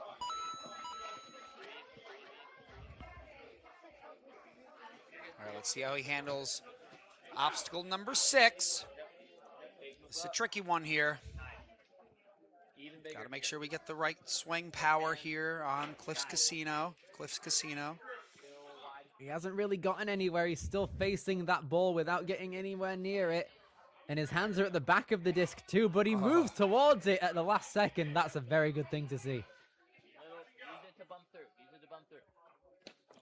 Going for the skip. Nice. Solid skip there. He didn't really get any like height from that skip either. He just kind of darted towards the platform and it worked. I heard his coach saying, go for the bump through, and he went for the skip move. Nothing wrong with that. Big backswing from coach. Here he goes. There we go. Come on. There we go. Good. Easy stuff. Little there. crooked. It's a lot of impact. Yeah, a lot of impact. And this is one of the reasons why I like to teach my kids back home, if possible, not to do switch grip on the ring when you're going for a transfer, because it will, when you're in switch grip or in mixed grip, what naturally happens is you are going to swing crooked slightly. You almost have to just stay focused on not doing that. Great clear there by Chase. And so if you don't do switch grip, you just go forward grip, it's so much easier to keep your swing straight. That's just, my opinion, but it doesn't matter. Chase just crushed it, and now here we are on another crux. Obstacle number 7 here. This one is known as reach for the, oh no, this is 9 lives, right? This is 9 lives. Yeah, this is 9 lives here. Yeah, he was featuring just on a that cat other one. grab. It took me hours to figure that out. Oh no. Oh no, he's lost the grip. Now he's going to have to make up all of that got swing. This. He's totally got this.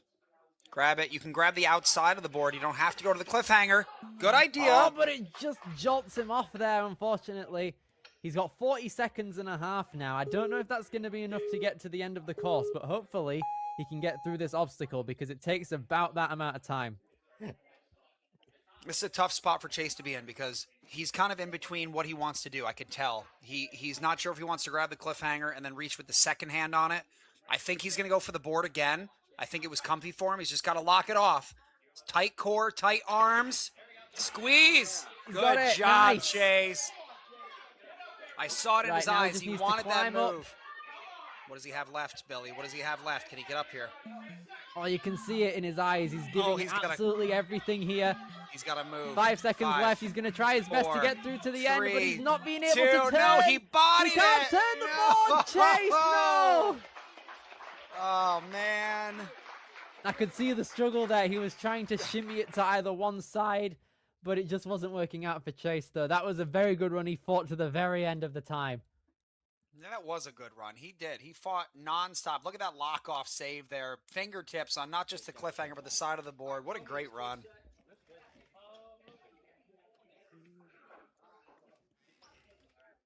Austin Murphy is going to be next up on our challenge course. On NinjaWorks here, he says he's 13'4". I think that's accurate. Yeah, totally right. He's got almost a 14-foot wingspan. I think that's right. Can you imagine? 14-foot wingspan. Pounds, though. 51 pounds. 51 pounds. That's a brilliant ratio of like height to weight. You can't even flip them the wrong way and have it go backwards or something, because he would have a 7-foot wingspan and a 4-foot, 13-inch height, which I guess could equal 5 feet 1 inch, but still. All right, here he goes. Austin has been doing Ninja since 2022, and this is second year competing in the WNL, and this year alone, he has competed 17 times throughout the regular season. He loves to lâcher and travel for different competitions. He's very good at math, and he also plays the cello, so that means he's got a very logical and methodical way of taking on these courses here, which should help him out, as there are a lot of different moving components. And you know what else is going to help him out here? He likes to rock climb, and as we know, Ninja is a lot of upper body, a lot of analyzing routes, and this kid, being as smart as he is, he's seen a lot of people run, should have a pretty good idea of how he wants to handle the approach of these obstacles, how to beat them, how to attack them, how to get on and off of them. And so far, he's doing good. He's 11 seconds behind our leader, Everett. when he was at this point. So a little behind, but that is, we're just on obstacle number 6 right now, so there's still quite a few left. Good start here. Nice link over to the bowl. See if we can handle the cliffhanger transfer here. All that rock Looking a climbing is little- definitely going to pay off on an obstacle like this.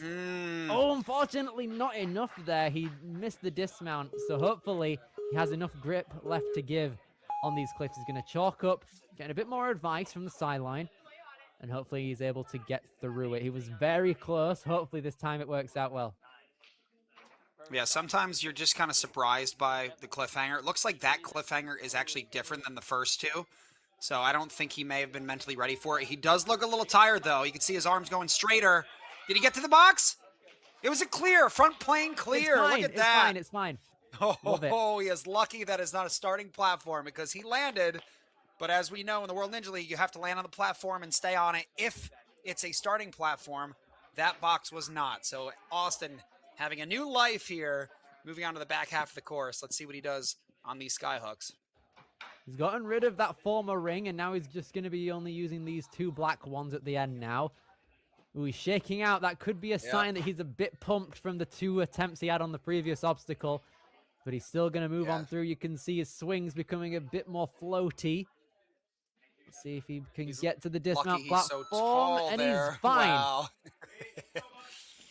Austin just barely hanging on here to his run. A minute and 5 seconds left. I would take a little break. If you're shaking out on skyhooks just 10 seconds ago, you are not ready, young man.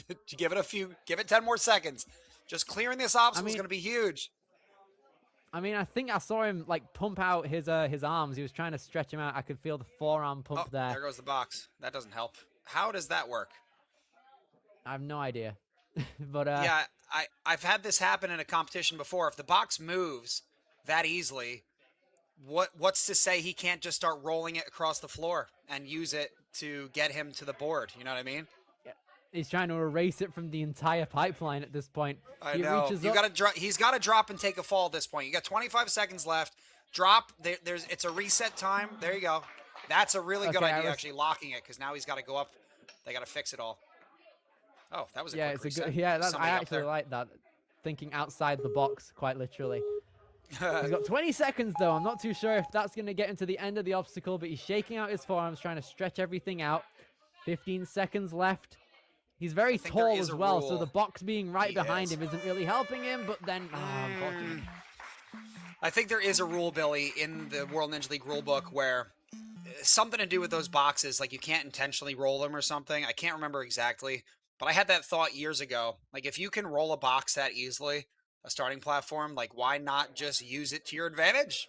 It's not, I don't advise doing that, but once again, if it's not in the rules and it's a crux obstacle, then you kind of force people to change the rules. If they don't like it, change the rules. But I think that is in the rules. I don't think you can roll that intentionally for that reason, because that would just kind of destroy the whole concept of the obstacle and the format, and it just becomes a bad look, So, but great run either way. And we have, 5 athletes left to go with Lorenzo leading the pack here. Here we go. Lorenzo taking a big swing over to the end.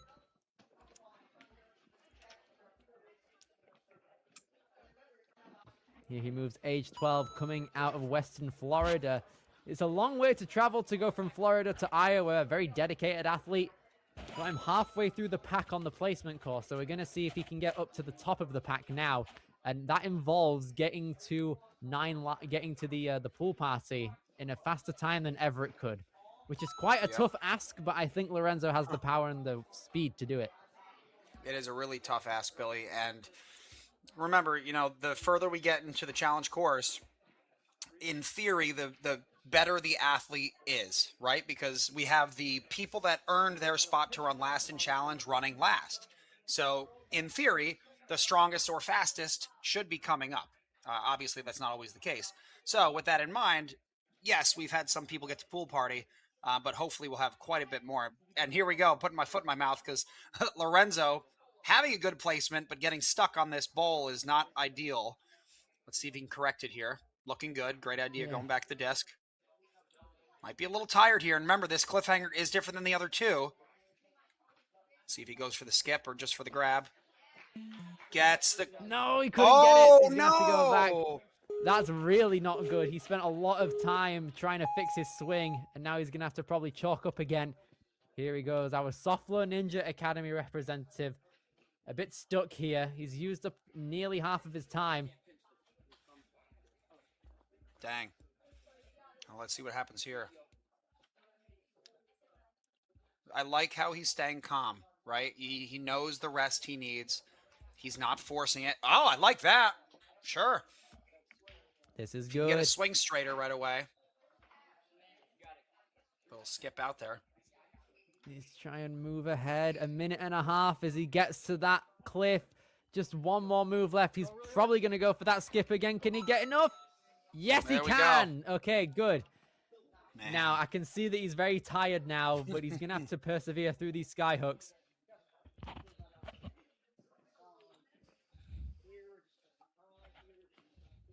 This is going to be a very, very hard thing to do for Lorenzo. He seems very, very tired, but he's persevering through, proving me wrong here. Even though he's got a minute to go, he's still got a lot of power within him. He's a taller athlete, so I would imagine a monkey bar here is going to be the way to go. There we go, Lorenzo. Trying to make up some of the time he lost here after that clear. Looks like, I don't know what the time gap is here, but essentially he needs to clear this obstacle. He needs to. He has no choice. Otherwise, I have to imagine he's not going to be moving on with four athletes to go after him, and with the mistakes slowing him down. This is going to be really tough. Anything is possible, but he's got to dig deep here. Here he goes. 20 seconds left. He's going to try and use that wingspan to his advantage, maybe to get the cliff. I think the cliff is definitely the play to go here. He's got it, but he can't hold on. I could see like 3 of his fingers there. I wonder if he could just push that whole board down and lock it like that, and then just lâché to the board, you know, like a little cat grab lâché. Yeah, it's possible. I mean, you could like kick it maybe. I don't know if you're. Yeah, you kick it, or it looks. He had 2 seconds left, so the kid at the starting line's like, "Wait, what? I'm not ready." They're just letting it run. Yeah. He was like, "Please no, I'm not. I don't even have the ring yet." But yeah, I wonder if it almost looks so balanced. That obstacle looks so balanced that you could probably push it with your hand and get it to actually sit onto into that bear trap or whatever the capture system is. But either way, you know, that's like a last resort. And honestly, I don't even know if it's doable because the box behind you, your starting platform, and the floor are so close that it would be hard to generate the power you need to lâché all the way up to a cat grab. But just a thought, you know, I like to look at every option. Ryan up next here, hometown here in Ankeny, Iowa. So let's see. This is not sure if it's a home gym or not. Here he goes. Yeah, being coached by Ben Burns, I think he's definitely an Ankeny, Iowa Ninja U regular out here. That might help him. Some home gym advantage might possibly come into play here. Seems to be working out very well for him. Being familiar with the environment and how the obstacles feel is definitely a plus.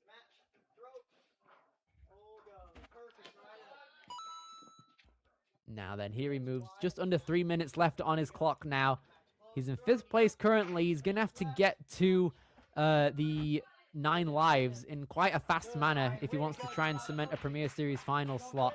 If he ends up in 1st, though, after this run, which it seems like he's on pace to do, he will be really confirmed for a Premier Series spot since we only have 4 more runners left, including Ryan. Just got to touch the landing platform and clear the front plane. Does not have to be straight. He could have went for it there. Could go for it here. Beautiful. And there. Oh, so 2nd place. That does not put him in the final. He has to clear this obstacle and do it faster than Everett to be able to solidify his spot to the Premier Series finals. I forgot about that because we got 8 points for Everett. Good grab, and he's looking really good, Billy. Here he goes. That's the smoothest we've seen anyone catch that board too. He's making his way up slowly, but considering he hasn't used any retries yet, and he's already on a fast pace, this allows him to take a bit more caution to move ahead with the rest of this obstacle. And I can see why he wants that, because people have been getting caught up on it. We saw someone time out on this part earlier because it's difficult to move, but Ryan's having no problem at all as he now moves in onto double pool party, and he is in first. So that means Ryan is going to finals. Yep, Ryan is going to finals. Everett is now theoretically on the bubble. If everyone were to clear or beat his time to obstacle number 9, then Everett would be knocked out. So nobody is safe except Ryan at this point. All right. Here he So goes. I was saying before on pool party, I wonder if see, so Billy, when you face forward like that, you risk that leg drop kind of taking off the pool noodle. Why not face backwards? You get a nice pike backswing where you're like in gymnastics, right? You keep your feet pointed down, and then a huge upswing in the reverse direction, and then you just turn your hands and do that lache. I can't imagine that wouldn't work, but that should work too. There we go. Okay, be careful with that. Oh, the backswing is Toes so up. scary. There it is. Yes! There it is. That's the way to go. Ryan breaks through, our first person in the preteen division to make it to the final obstacle right now. Ring around the bogey. Good luck, Ryan. Good idea. Gets both really hands. good idea. Okay, so these preteens do have the capability to get both hands on that bogey. Now comes down to these rings. Oh, no, he just ejects it on accident. That was so close as well. Hopefully he's okay, just taking a bit of time. You're going to be very, very tired at the end of this course. So you're really going to have to use all the rest time you've got. But there's only 19 seconds left, so Ryan's just has no choice but to go straight in.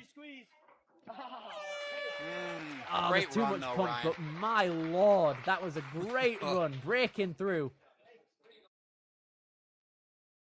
Yeah, really good run, really smooth, confident, calm. He had everything going for him on that run. Just really, really well done. That was very, very good there from Ryan. Moving at a very fast pace throughout the entire course. Ends him up in first place, even when he didn't clear the pool party. But look at this again. Very, very close with his legs on that back noodle. But my goodness.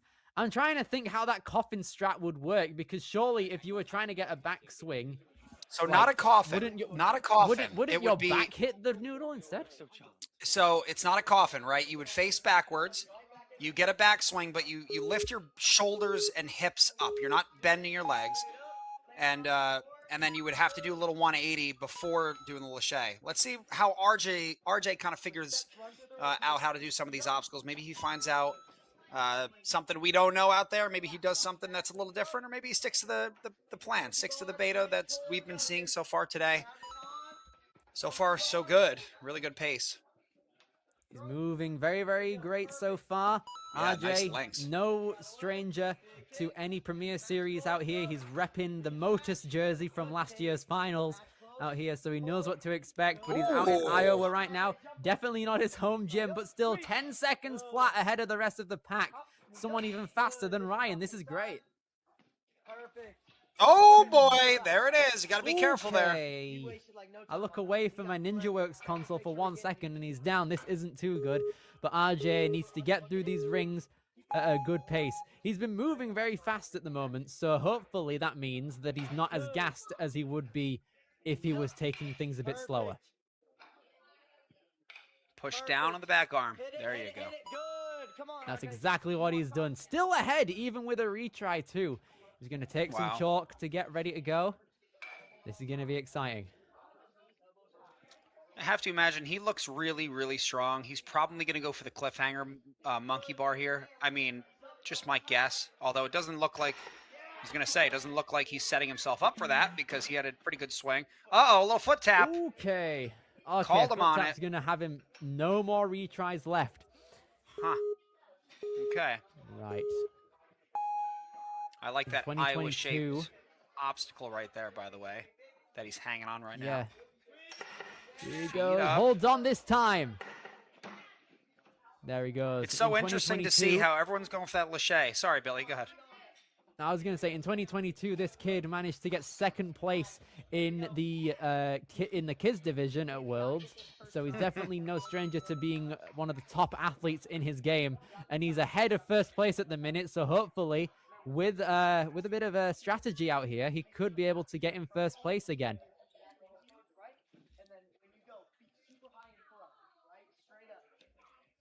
Going back to this whole Last facing second backwards clarifications. technique, I don't think it's needed. I just think it's a way that some of these kids could go about it if they needed to. Ooh. You know, if they feel like they can't get a big enough swing. Oh man. And that's what happens. You kind of use those fails a little earlier. Yeah.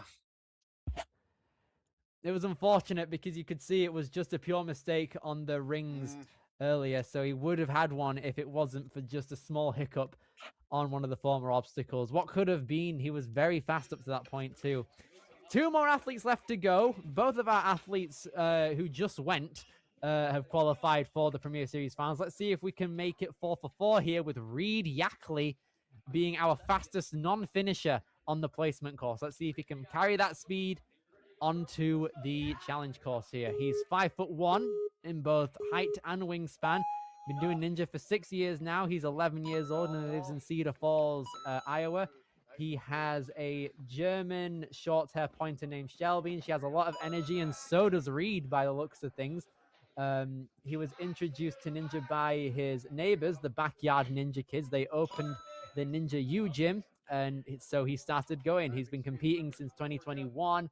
Absolutely loves it. His nickname is Speedy Reedy, dubbed by his mum, because in preschool he loved to run and climb on everything. That experience definitely helps him on a ninja course, and it's apparent looking at his performance now. Ooh, no! Unfortunately, he just missed it there. That was really, really close. Just a hiccup on that dismount. When he's not doing ninja, he enjoys basketball and baseball. His favorite position in baseball is the pitcher, and he loves to stay active. He moves, tries to link that grab, and he does. Just needs to get a straight off dismount, which he's got.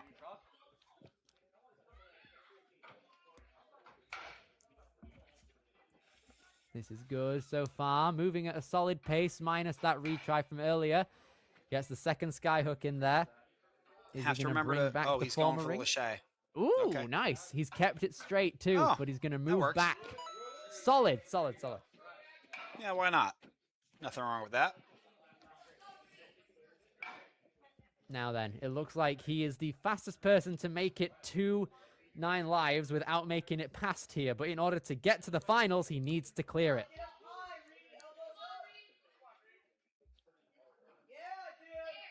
Looks like he's going to probably go for the Lachey here. Oh, just peels off. There was a lot there. He didn't get enough height on his jump up to it, and that's ultimately what caused him to go down, because he grabbed too low. So now Reed going to take a second to evaluate, because he's got no more retries after this. He needs to be careful. If he really doesn't feel comfortable with this Lachey, I wonder if he goes with the static move down to the cliff. You kind of only get one shot trying to go for this. Oh, no, he's going to go for the Lachey again. He's trying to get a little bigger swing, got to grab a little higher, squeeze the core. Oh, that was really close as well. Unfortunately, missed it. I do agree with you, though. I think the cliff would have been the better strategy, because he's 5'1" in both height and wingspan. He could have used it to his advantage. He was really close on the Lachey, though. Yeah, it looked really good. You know, when it comes down to going for the Lachey here on that board, it's not just an upper body grab. Like, you have to stay focused on what your core is doing with your legs, right? If your legs are behind you on that catch, you know, and your core is loose, it's really tough to control the whip that you're going to have after it hits the stopper, that capture system. So he had it, but I think he just couldn't lock in the lower body, and that's what ultimately threw him off the obstacle there. But either way, Nathan is up next. Final runner here for the preteens today. Let's see how he handles this. He was the only person in the preteen male division who made it through the placement course, so let's see if that speed is able to help him out. This guy knows how to clear courses. Can we see our first clear here, courtesy of Nathan Webb? He's doing very well so far, carrying a lot of momentum throughout each move he's doing. Nathan is 4'6" in height and 4'7" in wingspan. Whoa. Careful, all the box, mate. These boxes today at Ninja, you are ruthless. I thought that falling off a starting platform like that without engaging the obstacle is not a fail. I think if just it was a because you finished go through the platform, forward plane. yeah, I don't know if I agree with that rule. You know what I mean? Because he didn't start the obstacle, he didn't touch anything, he climbed up and fell off. If it was a finished platform and a starting platform, that's a different story. But you know, for it to be a starting platform, a wobbly starting platform, and you fall off, it's like, ugh. It's annoying. It may be the rule, but it's an annoying one. What are you It gonna is do? an annoying one, but regardless, he's made it past it, and he's now swiftly does, moving yep. through these rings here. No problem with He these does have sky some hooks. 2 obstacles minute clear 20. here. He's doing good on 15 time. I think if he just seconds. Yeah. he's doing solid correction though with his directions. Again, we've got the fastest person up to the 9 lives obstacle. Just needs to clear it. He seems very determined. No signs physically and emotionally of being like tired or anything. A couple shakeouts, but emotionally he's just trying to keep focused because he knows that these next few obstacles are very daunting. Yeah, well, the good news is Nathan, with that last clear, has actually put himself in the top 4, which means our top 4 are actually solidified at this point. So there is our top 4. Nathan currently in 4th place, just trying to increase his ranking at this point. But our top 4 are Ryan, RJ, Everett, and now Nathan here. Reed, unfortunately, just got bumped out with that last clear. But I know Nathan is not happy with 4th. He's really trying to see how far he can get on this course with 1:25 seconds left. He's trying his best here. Skips that final plank. Not a problem for Nathan. Now, this has been a culprit today. We've had a lot of people go out on the pool noodles. Now, there's 2 of them for our preteens. Nathan trying to tuck in his legs, but you don't get much of a front swing when you do that. So you just kind of need to throw it once you commit to the move. Trying his best. A minute remaining. Nathan! Wow! Hasn't got it. The log just unfortunately wasn't able to keep in play there. 57 seconds. He's looking at it, eyeing down the obstacle, trying to understand it more. Let's see how he fares.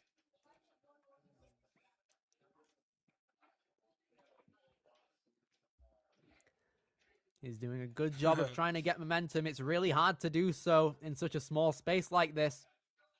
I'm sitting here Needs to so keep those invested. legs I need tucked. some popcorn. It's Here he exciting. goes! No!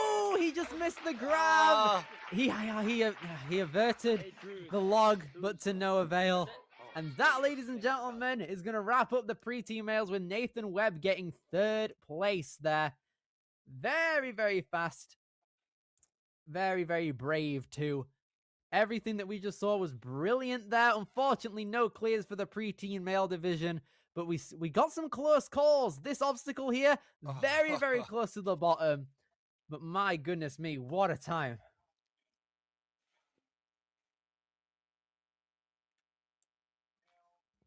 That is going to be it. Yeah, there's our preteen male division leaderboard right here. Ryan coming in with the pool party clear, the only one to get the pool party clear. RJ and Nathan and others. We had Everett also get to pool party, could not clear it. And then Reed, Chase, Austin, and Lorenzo coming up a little short this time, but there's always another comp. There's always next time. Great job by these boys here. Absolutely. There's always next time. And for the case of our top 4, the next time is probably going to be finals. When it comes to that, at Ascend Marlborough in Massachusetts is going to be a very exciting time for all of these fellas here who have made it into the top 4. Well done to our preteen females who ran earlier as well. It was very fun to see them run. They're absolutely incredible too. Let's give a quick shout out to them if we can get to their leaderboard out here. They did a very, very good job. All of them doing really incredible. Tough for them to kind of show everyone how it's done, but there we go. Victoria coming in with 8 points. Clara, Leela, 2nd and 3rd respectively, and then Chloe and Madison 4th and 5th. Really tough course today. Really tough courses, rather. Indeed so. It was incredible to see a lot of these guys. To think that all of them here are only like 11, 12 and they're doing amazing things like this. I couldn't imagine doing this kind of stuff when I was 11 or 12. I was just monkeying around in my living room, hanging off of my door. But it was insane to see all of these guys go ahead and put on incredible performances on both the placement course and the challenge course. And Joe, I'm excited to see what tomorrow brings us. Let's have a look at our schedule. Yeah, I think we're going to do some replays here before we get into what we have going on tomorrow. But here's some replays from today so far. The preteen females trying to take on challenge. These rings here, they were a really tough one for a lot of the athletes, just slipping off. And then the cliffhanger, pretty much the first crux of our challenge course. A lot of people had some trouble with it. Females showing everyone how it's done. And then obviously headed over to the males here where we had some speed on the course. It was a race to obstacle 8 and obstacle 9 there. Just an incredible job. And let's see if we can maybe catch a look at what our stream schedule and our rest of the weekend is going to look like. Maybe we throw that up on the screen here. Here we go. Yes. So we are all done for today, it looks like, right? Yeah, for Saturday, we are completely finished. Sunday, we have a lot more action to carry on with tomorrow. We've got the teens at 9 a.m. Eastern Standard Time. We've got the amateurs at 11:30, and then the elites at 2. It's going to be an incredible time. So many more incredible competitors, some of which who have been on A&W, I'd assume, are going to be on here. It's going to be very, very hyped to see. Joe, what are your final thoughts, mate?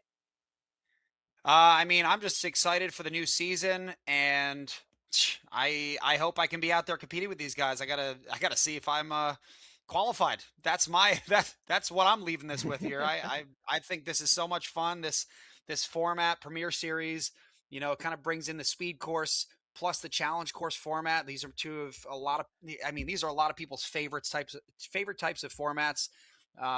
You know, no one ever says they don't like retries when they make a mistake. So, you know, challenge format's a lot of fun. But yeah, that's where I'm at. Absolutely. I'm look at Joe leaving us on a cliffhanger, making us aware if he's going to compete or not. Well, I mean, I guess if we next time we commentate with him, we'll know that for sure. Possibly, we'll see. But yeah, happy days all around. Thanks everyone for competing and watching in the preteen division. From Billy Dixon and Joe Borowski, we will see you guys later. Take care.